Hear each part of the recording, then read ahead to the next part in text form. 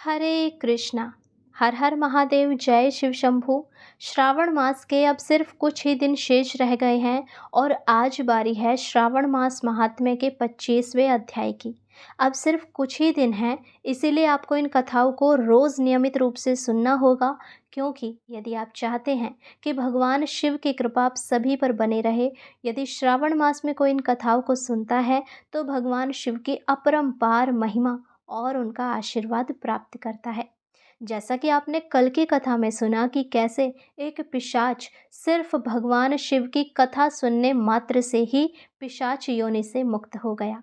ऐसे ही यदि हम श्रावण मास में इन कथाओं को सुनते हैं तो भगवान शिव हम पर प्रसन्न होते हैं और हमारे सारे पापों का सर्वनाश होता है।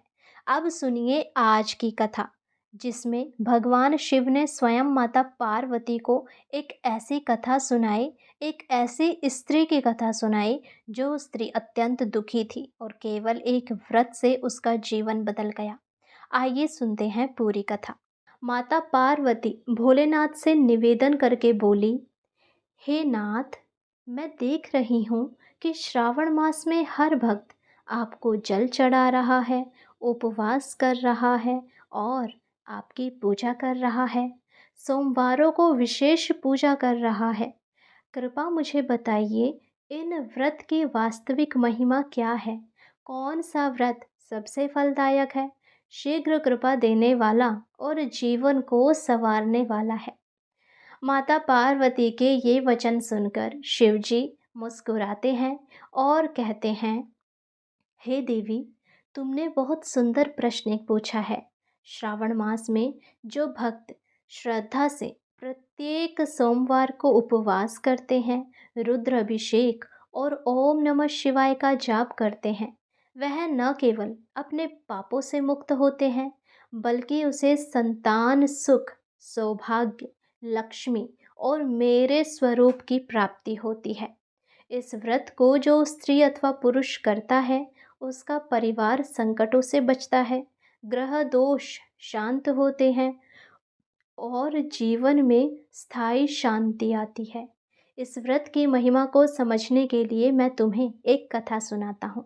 अब महादेव जी माता पार्वती को श्रावण सोमवार की महिमा का बखान करते हुए एक कथा सुनाते हैं। बहुत समय पहले की बात है, विदर्भ देश में अंशपुर नाम का एक नगर था। वहाँ एक निर्धन परंतु धर्मपरायण ब्राह्मण धर्मदत्त अपनी पत्नी सौम्या और दो बच्चों के साथ जीवन यापन करते थे। वो ईमानदार थे, भक्त थे, परंतु जीवन संघर्षों से भरा हुआ था। बच्चे अक्सर बीमार रहते और खेतों में फसल नहीं होती और घर में दरिद्रता छाई रहती। एक दिन सौम्या ने रोते हुए कहा, हे प्राणनाथ, क्या शिवजी को हमारी पुकार सुनाई नहीं देती? क्या हम इतने दुर्भाग्यशाली हैं?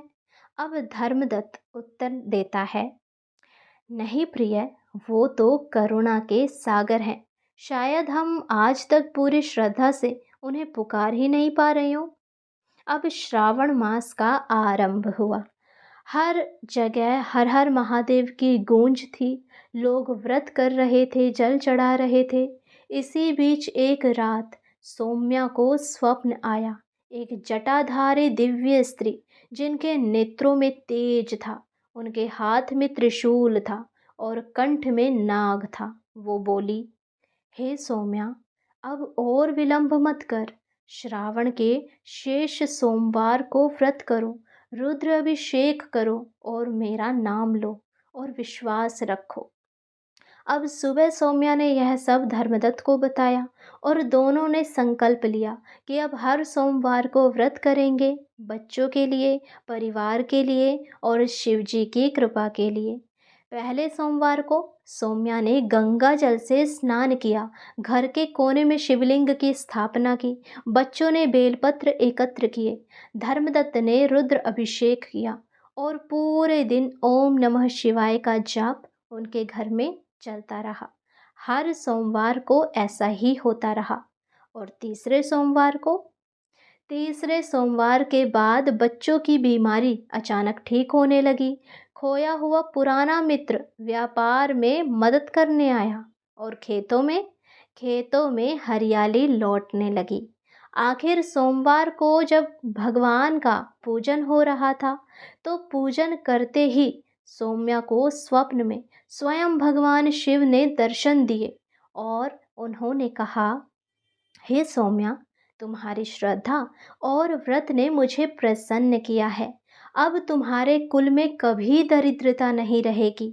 तुम्हारे संकल्प से 7 पीढ़ियां पुण्यवान होंगी और श्रावण के सोमवार केवल व्रत नहीं, वो मेरे साथ आत्मा का संबंध है। तो इस प्रकार जब भगवान ने उनको दर्शन दिए तो उनके सारे दुख दूर हो गए। श्रावण मास केवल जल अर्पण का नहीं, यह आत्मा को शिव से जोड़ने का मास है। सोमवार व्रत एक साधना है जिसमें विश्वास, तप और प्रेम एकत्र होकर दुख को सुख में बदल देता है और अंधेरे को आशीर्वाद के उजाले में। इस श्रावण मास आइए सौम्या और धर्मदत्त की तरह श्रद्धा से शिवजी को पुकारे, व्रत करे, ध्यान करे और शिवमय हो जाए।